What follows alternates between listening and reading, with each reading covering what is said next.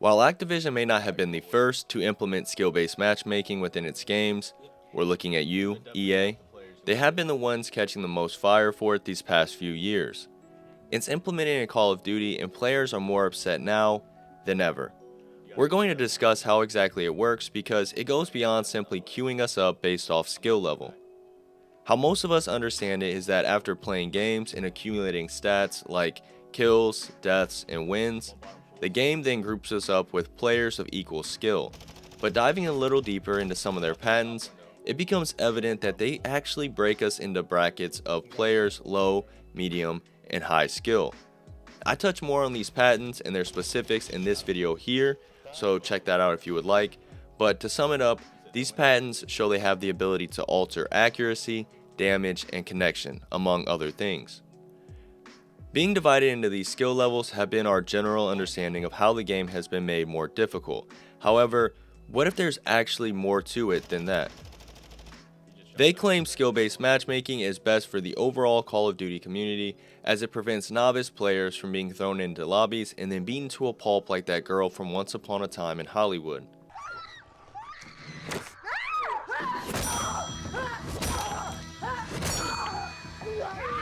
Activision aims to keep the games close and competitive, hoping to provide the most enjoyable experience for everyone involved. Now, let's start piecing all this information together after setting some of the origin stories for the main topics. Many people say that skill-based matchmaking is the worst or strictest it's ever been. I can't say if it's the worst, but I can definitely confirm that it is present and on more gear than Liver King. At the same time, it's hard to argue that the game's time to kill is inconsistent. Personally, I don't find it too high or too low, but it's the inconsistency that bothers me. Not the taste, consistency. Weapons just don't hit the same day to day. Some days, maybe I'm just feeling off, but other days, no matter what I use, it's just not getting the job done. When we consider the inconsistencies of connection and time to kill alongside the increased skill-based matchmaking, we can read between the lines. They tried to slide what they've been doing under the radar in hopes that we wouldn't catch on. We've discussed before what they can manipulate in-game, so when we throw it all in the pot, what do we get? We discover the true workings of skill-based matchmaking. It's not just about stricter matchmaking, it's about the greater extent of their in-game manipulation. Let me see if this sums up some of your games. Have you ever started a game feeling great? Your shots are hitting like a truck, your aim is on point, and the audio is perfect. But then, all of a sudden, it changes. Your aim is slightly off, or your bullets feel like spit wads.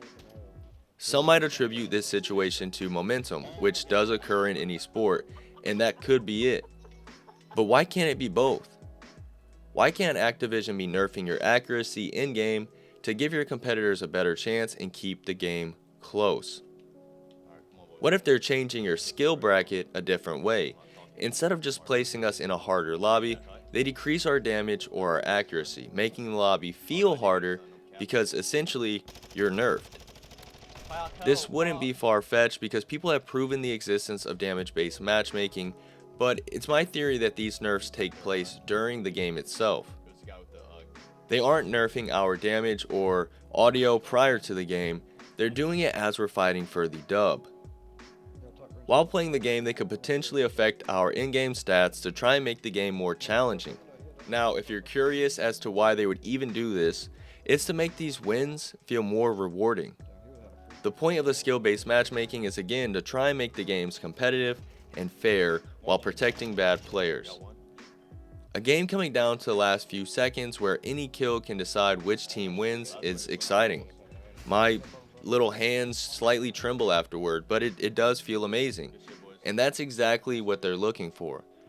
They're trying to evoke that mental rush from winning a close game.